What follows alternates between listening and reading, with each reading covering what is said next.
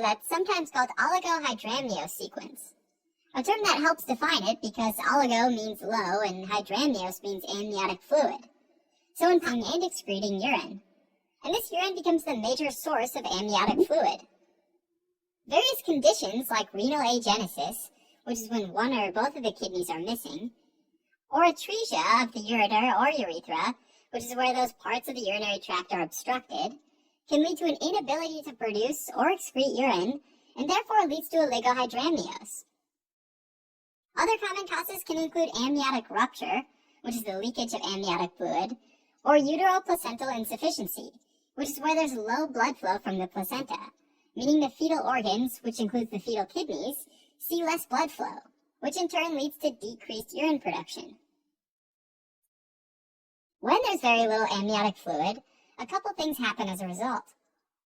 First, amniotic fluid's crucial for the development of the fetal lungs, by both helping the airways physically stretch out, as well as contributing amino acids, like proline, which helps with the formation of connective tissue and collagen in the lungs.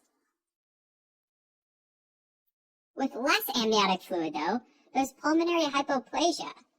Hypo means under, and plasia means formation, so the lungs basically remain underdeveloped.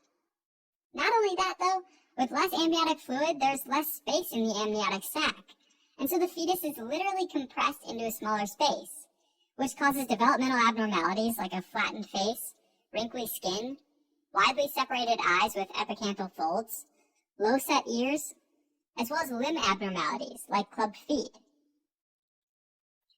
Potter sequence usually affects boys, since they have a higher rate of urinary tract obstruction anomalies, like posterior urethral valves.